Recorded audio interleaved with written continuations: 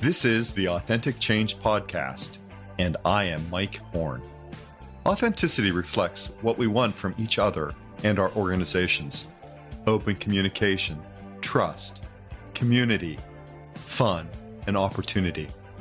I want to help you to do your best in your personal and professional relationships. This podcast delivers expertise, insights, and approaches on authentic leadership.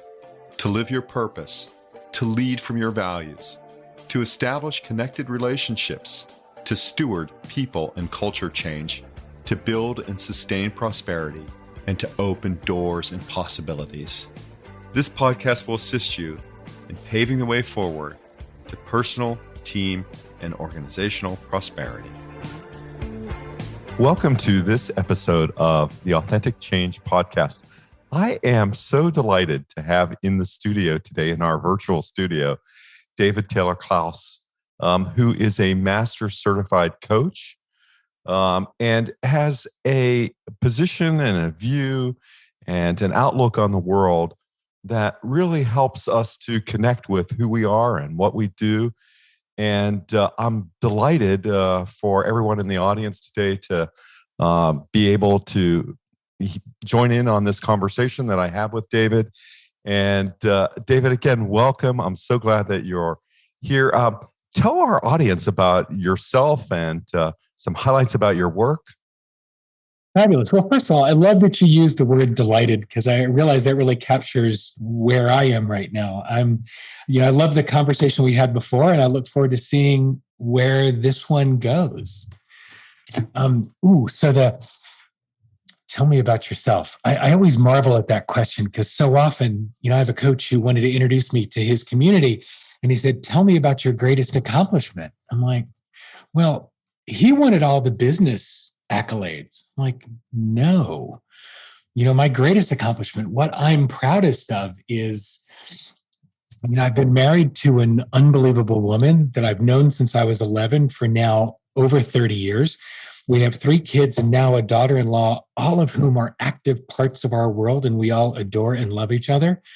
I love what I do for whom I do it, and that, to me, is my greatest accomplishment. That's what I'm proud of. And I think that, honestly, as I say that out loud to you, speaks to what my approach is to the work I do. And your listeners can't hear, but I'm doing the finger quotes because what I do in the world is work with people who are trying to get to that magic, authentic flow space where what they do in the world is an inevitable and logical extension of who they are at their core. And I think when we look at, this podcast is the Authentic Change Podcast, this is the core of authentic living. And most people don't wake up at 3 a.m. and say, "Oh, I want to be more authentic." They wake up at 3 a.m. with some version of craving a better life. And that may sound like more time, more money, more energy, more happiness, more fulfillment. Those are all flavors of what a better life looks like for them. And honestly, the best way to get there, to create that better life, is to use the language I use, to be a better human. And I don't mean some fantastical, ethereal, external version of better. I mean better at being the human they're meant to be, they're wired to be, they're designed to be. So yeah, that's what I do in my work, is help people be more authentic to who they be.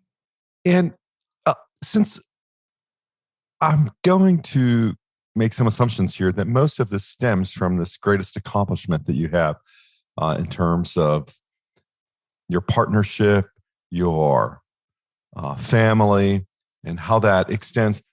What is it about that system? What is it about that dynamic? What are some of the qualities, David, that you find so powerful in your coaching? Well, in most all of those scenarios, I spent a really long time doing it wrong, so I learned many ways to do it better and do it well. And trust me, I'm still learning, and trust me, I'm still getting things wrong. We have 3 beautifully, fantastically complex children. And whether that's in the mental health arena, the sexuality arena, or the gender arena, we have all flavors of special. And so that makes for doing parenting wrong and learning how to do it better.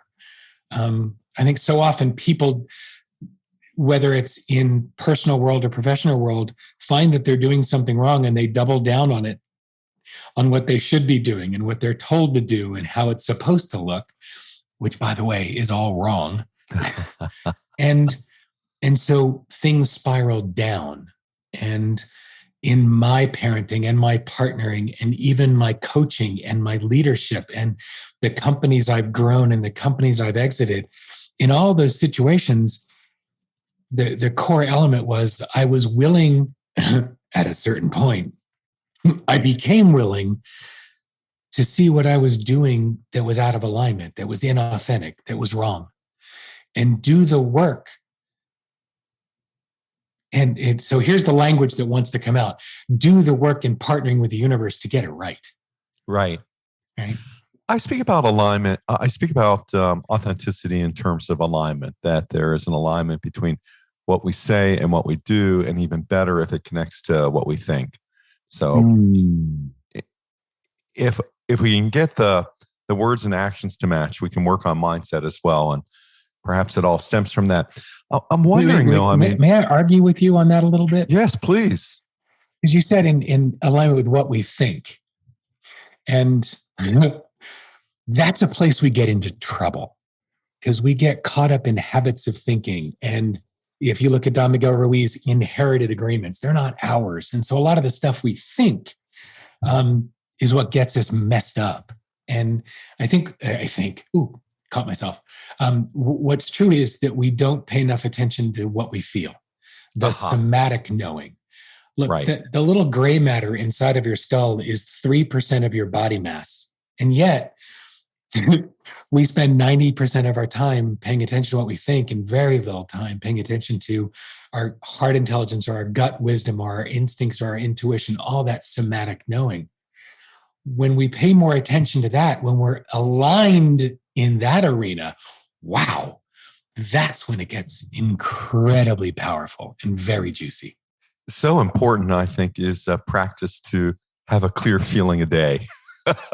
To be clear on Amen. At least one feeling a day. Right. I think it adds to the experience. And that's why I separate. I appreciate your distinction in that regard. And that's why I separate, at first I want to see words and actions. In the mindset, because I agree with you. It's often these frameworks that we hold on to or aren't able to let go of or aren't willing to embrace that do get us into trouble. In terms of, but for me, it's that alignment that creates a certain sense of happiness, and let's incorporate feelings into that, because it's a great way to think about it. And I'm not talking about the kind of happiness that comes, since we're talking about family in some ways, I'm talking about the kind of happiness that comes from the birth of a child or having a new boyfriend or girlfriend or some other thing, but a kind of sustained happiness. Do you find differences in your coaching practice or in your own experience between these sort of euphoric highs and a sustained level of happiness that results from alignment? And if you do, what would those be and how would they show up? Well, it's interesting. This system, I think we've been cursed with some cultural malaise that we've lost the ability to celebrate, period, particularly celebrating the small wins. The conversation in our men's group where we were talking about celebration was, oh my goodness, when we were kids, and little kids, we celebrated not peeing on the seat. We celebrated everything, right? And now we've been taught that we really it's only celebration worthy when it's the end, a big thing, a big accomplishment. And sustained happiness, I believe, comes from when we regain, most easily accessed, when we regain that ability to celebrate the process, the journey, the small wins, the incremental successes, even the incremental failures where we learn something from those air quote failures. right? So sustained happiness is when we are enjoying and celebrating the moment and not just the end.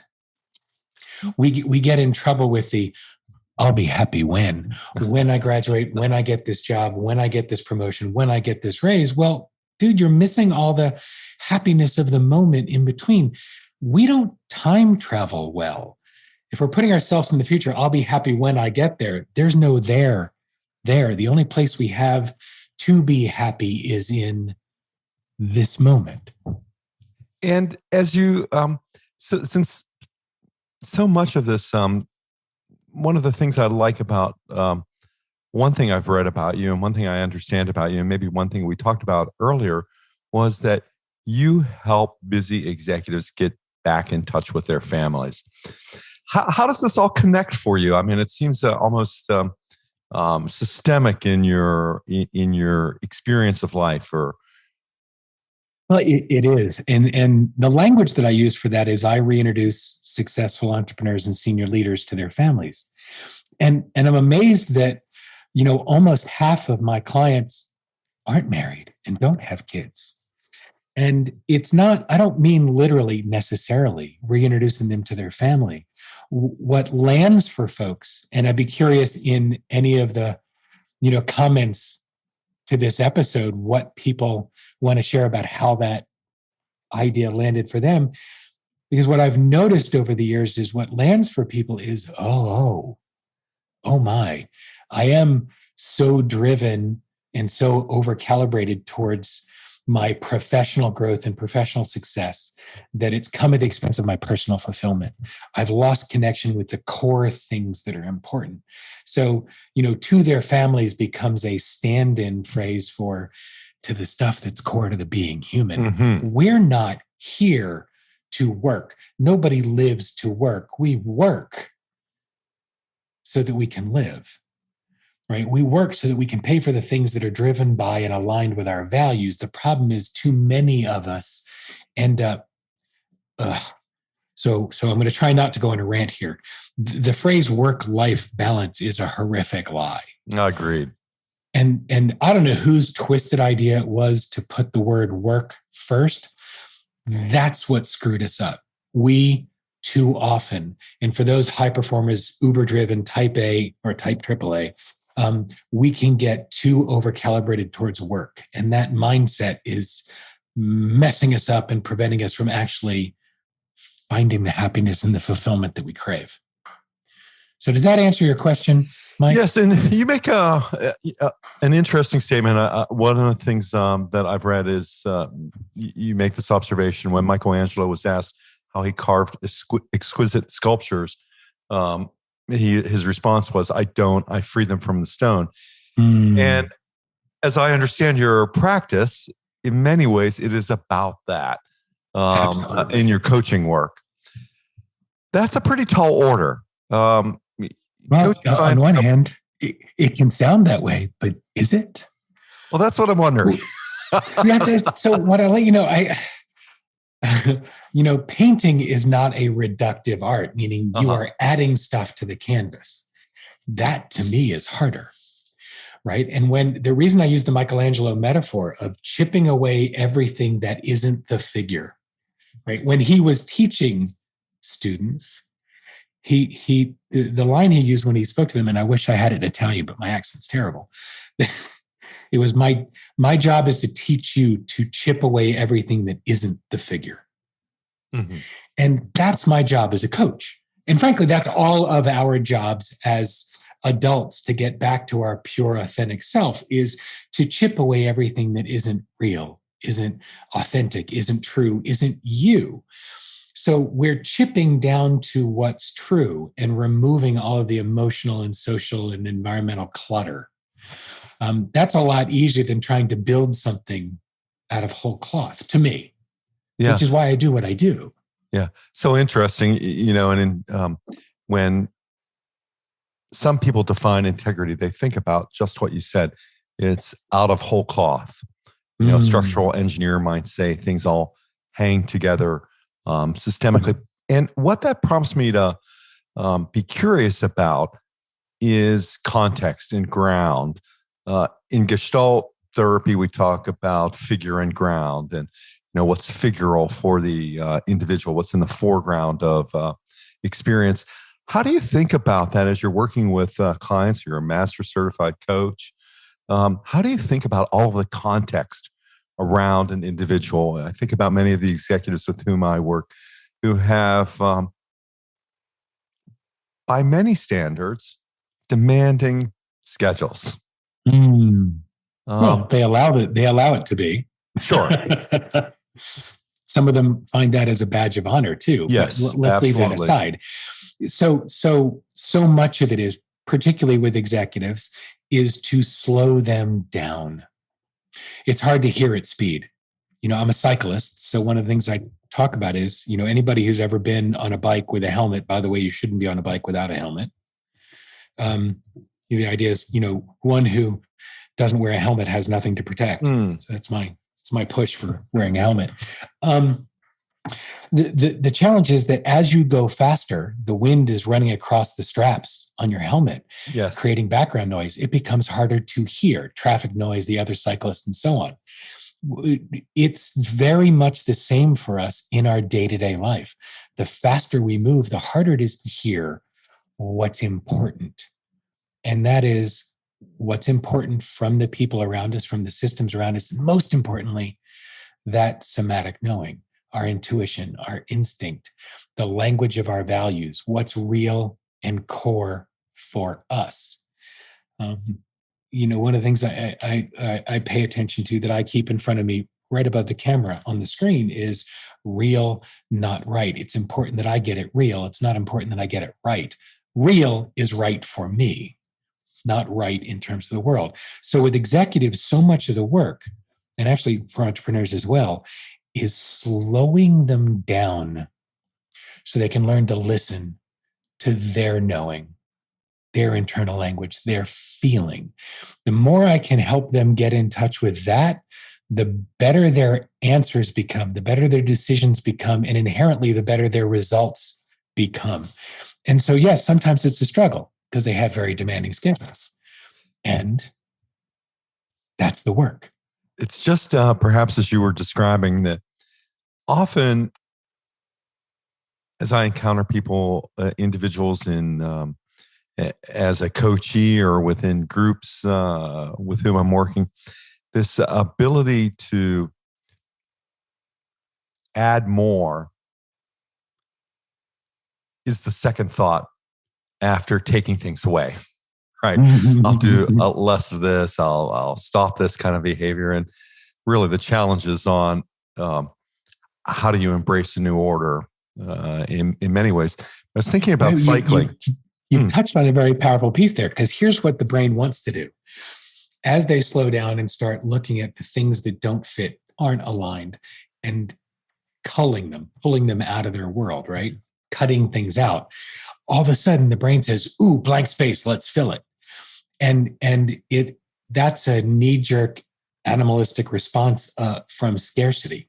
And so, yes, getting them to slow down, getting them to cut out the things that aren't, getting them to remove things from their world that aren't aligned, and then resist the animal and scarcity-driven urge to add stuff back in its place.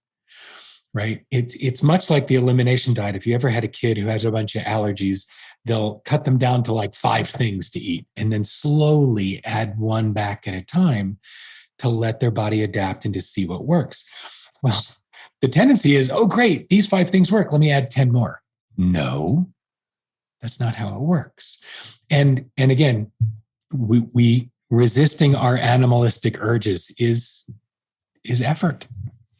Thinking about this slowing down and relating it to cycling, I used to do the San Francisco to LA rides, San Francisco to LA in 6 days on the AIDS life cycle rides. And often all of the training hours that one puts in for that event, to be able to do a good job at a century a day for, 6 days. It's that process of slowing down. When I think about the training rides, the training events, it's that process of slowing down that really does increase my capacity to do more, do better, be better.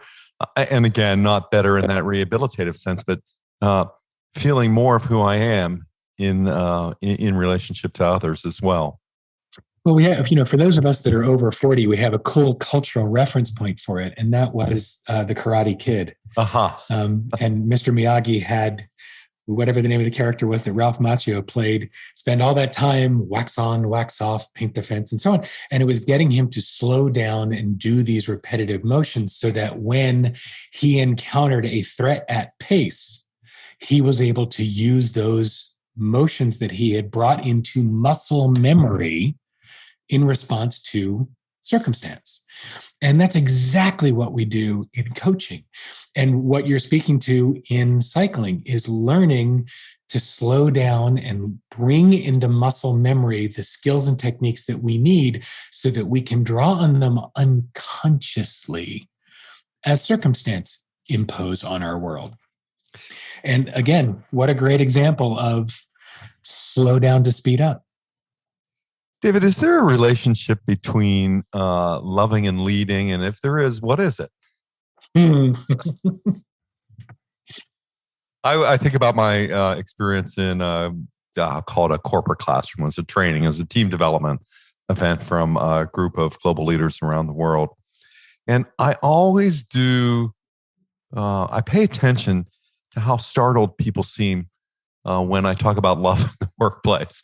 And I try it from a couple of different ways. I go from, warmth, affection, love.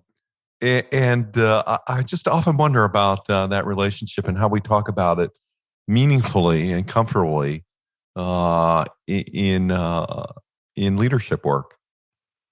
Wow. I mean, you bring up such a sexy issue because, and I don't mean that in an intimacy or sexuality. Sure. I mean, this is really the meat of it. I draw a distinction between a boss and a leader, and this relates directly. A boss knows exactly how many people report to him. Mm-hmm. A leader knows how many people she serves. And there's a difference because leadership is service. And if you only know what you want from the people who report to you or the people that you technically lead, you're disconnected from them as the humans that they are. When you're clear on what you want for them, walking into an interaction with somebody who on the org chart is a peer or below you, oh my goodness, that changes the energy of the conversation. Look, being listened to feels so much like being loved that people can scarcely tell the difference. And we show love in a lot of ways. And I don't mean love in terms of an intimate relationship. I mean love in terms of connection between two human beings, the very thing that our bodies and our brains crave more than anything. So when you're clear what you want for the people in your organization and on your team and those that you lead, it changes the way you lead. So yes, love them and love them deeply, because if you don't, you're just treating them as objects, and othering does not serve us well as humans. So it's another reason or cause to believe that a focus on listening. I love what you said in terms of many, perhaps people don't distinguish between being well listened to and loving. And is that right? Have I captured that correctly? Well, very often people are not really listening. They're just waiting to speak. Yes. Yeah. Well, So got my that next is not, point ready. Yeah, exactly. What you're going to say. Yeah. That's not loving. No. It's not listening. But I mean, that is such a core element. And I'm amazed at how different that made things for me. That idea that being listened to feels so much like being loved, that people really can't tell the difference when they feel listened to and heard and met and connected with. That's, I think, the gap in so many relationships. Marriages, partnerships very often become about the business of life. That's why we see such a spike in divorce rates after the kids leave, if they're kids, when the kids leave for school or kids move out. It's like, oh my, who are you? We got so caught up into being business partners, we forgot that we were life partners. Mm-hmm. Our divorce rate in this country is 57% for first marriages and over 72% for second marriages. I don't know what the stats are for third marriages. I can't imagine it gets lower. And it's because we're not connecting in that way. We don't remain connected in that way. We connect around the doing, and we've forgotten to connect around the being. So yeah, I think that when we listen to who the other person is, in other words, deeper than just the words of what they're saying, when we connect that way, that's fantastic. You can call that love, you can call it anything you want. That's being in community with another human being. I should often try to frame it in an expression that is familiar, that everyone deserves to be loved. And yet, I think saying that aloud in certain corporate settings takes people by surprise. And what people also tell me is that they've met plenty of authentic jerks who, and I struggle with that. I think it's because, going back to mental models, again, I'm so deeply rooted in these humanistic values about respect and dignity with the individual, and seeing people in a process of development, that it's often a hurdle that I can't overcome around that snicker or around that intention. How do you see that in your work? Do you experience, or do your clients experience? I mean, do they report to you encounters with authentic jerks? And what do we do in that regard? Well, I think we know a lot more about high functioning autism and Asperger's, and that's a situation oftentimes where you have high performing leaders who are authentic. They're absolutely authentic to who they are. They don't have any of the social cues or social skills, and they come off like a jerk. We don't, unfortunately, what we call old school HR doesn't have a lot of understanding of or inclusion in or adeptness with navigating neurodiversity. Mm-hmm. And that is a deficit that is going to crush the old model. Just like the idea that the word love freaks people out in corporate, that's the old model. Newer organizations that are really understanding that humans actually are the only resource that matters, those folks get the fact that the word love is, we have a taint on the word love inside of corporate because we confuse, the triangle between intimacy, power, and sex. We can't just stay with intimate connection without it becoming either a power dynamic or having a sexual aspect to it. That's a problem with our acculturation. We can do a whole nother range of episodes about that. And that's why love, the word love, gets people so confused, I believe. When we understand that love is just an approach to how one connects with someone, giving one's heart to that human, there's nothing wrong with that. That's a core element of leadership. If you're not connected to the people you lead or work with, then wow, that dampens the field of what's possible incredibly. Yes, and I wonder, perhaps this time is really the time that we seek and look, and perhaps we'll reward people for being people managers, and, as opposed to people managers who are relegated to managing assets within a storehouse, right? But to connect in more profound and more in other ways. How does one begin to do that today with all of the electronically mediated communication, when we're in Zoom and Skype and Slack? I think the word, what comes up as you say that is, I think the word manager is getting in the way. We should never be managing people. We should always be leading people. We can manage assets. We can manage elements. We can manage inanimate things. We can manage processes, but we should never be managing people because that's inherently treating them as cogs or assets, yes, or inanimate. So I think we should never have, people and managers should never go together, ever. When I run the world, that will be different. So I think that's the first piece. Come back to the question for me, because that was really struck by the language change. So the question is really built around how we help people to move away from this sort of asset management. Yeah. Back into, I think, many of world. this heart-centered work we're talking about. And listen.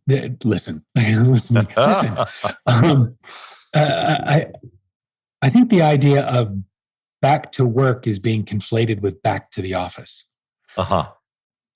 Leaders that are holding on to the idea of we must come back to the office are missing the opportunity to take advantage of what the technology can provide. You don't have to have everybody where you can see them or touch them to be able to lead them, right?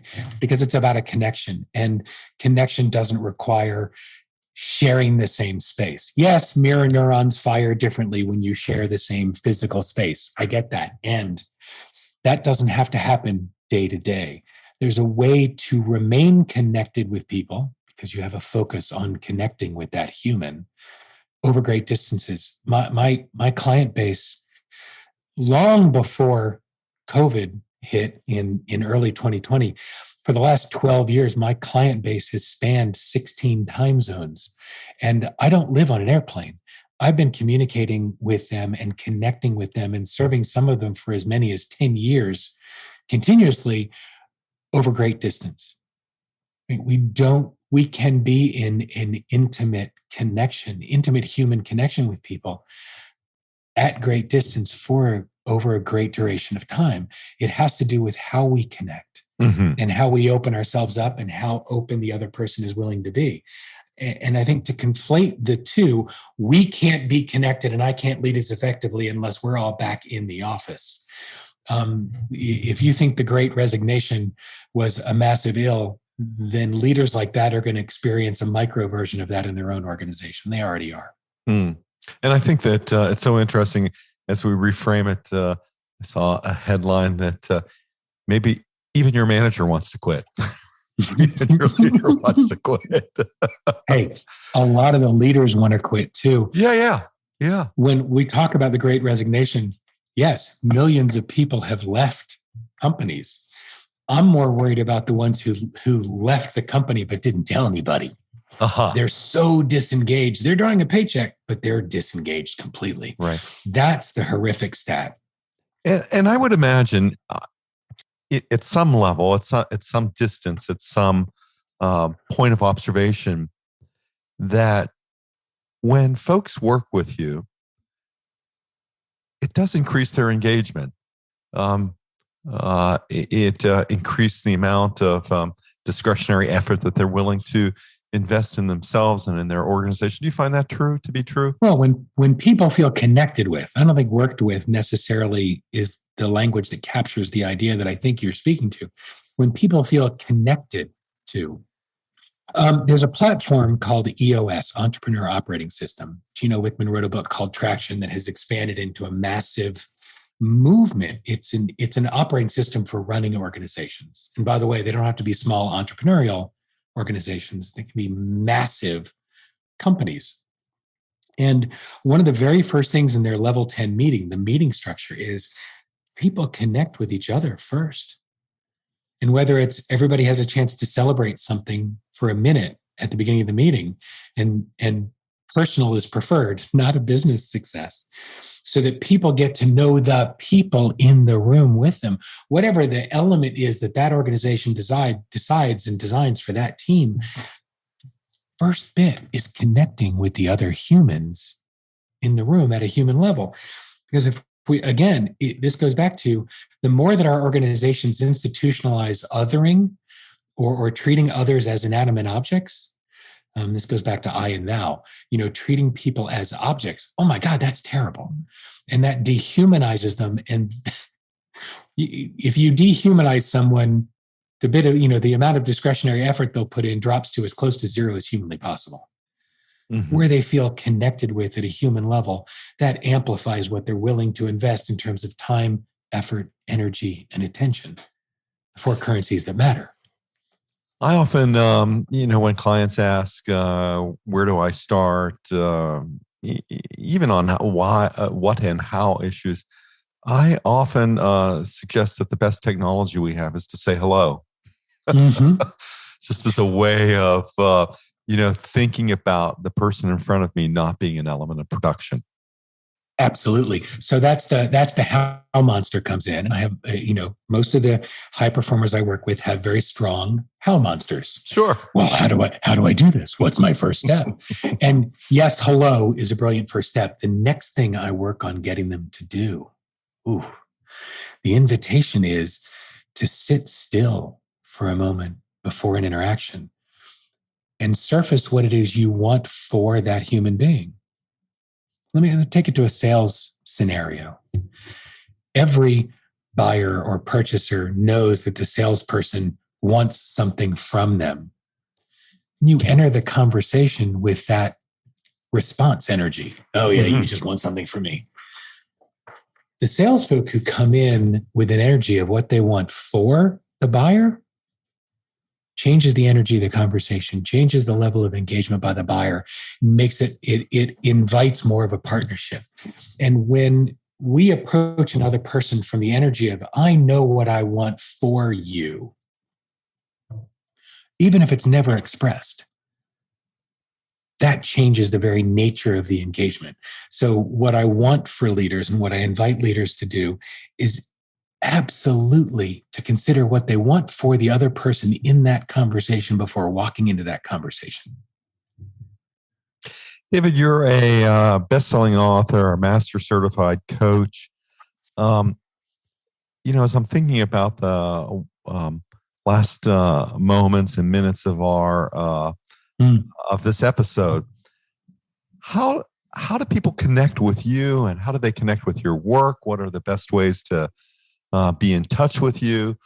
In what areas, would people find a fruitful conversation? Because there are so many. I mean, not only is there divergence in many of the ideas that we've been exploring, but there is a convergence in your work in terms of helping, to make it better. Look, I am always open to authentic conversation. And so the easiest way to connect with me is through the website. My website is DTK Coaching. It's DTK like my initials, David Taylor-Klaus, dtkcoaching.com. There's a contact button at the top. That email comes directly to me, not my team, not anybody else. It comes directly to me. And I'm absolutely open to your listeners for an authentic conversation. And dtkcoaching.com. Yes, sir. Mm-hmm. And I'll make sure you have it so it can go in the notes as well. Show notes, right? I've also got a community that I'm really excited about. It's called Better Human, Better Life, and it's absolutely what we were talking about a little earlier about, a place and a way and an environment in the community where folks are invited to become better at being the human they're meant to be. Back to the Michelangelo piece, chipping away the things that aren't true or authentic or them, as the access point to a better life. And that's as simple as well. It's betterhumanbetterlife.com. And that will take you straight to the community. And I'd love to invite folks that are listeners of your podcast to come check that out and investigate it. It seems that it's one of those topics to which many aspire, this better human, better life, and to find some of the resources and support there at betterhumanbetterlife.com, or more directly to reach out to you at dtkcoaching.com as a way of beginning to engage in a conversation with you about this powerful world that you open in your work with others. If you were to, it's not often. I mean, the number of master certified coaches in the world is in the tens of thousands versus, not much more than that. So it's a rare treat, I think, to be in this kind of conversation or dialogue with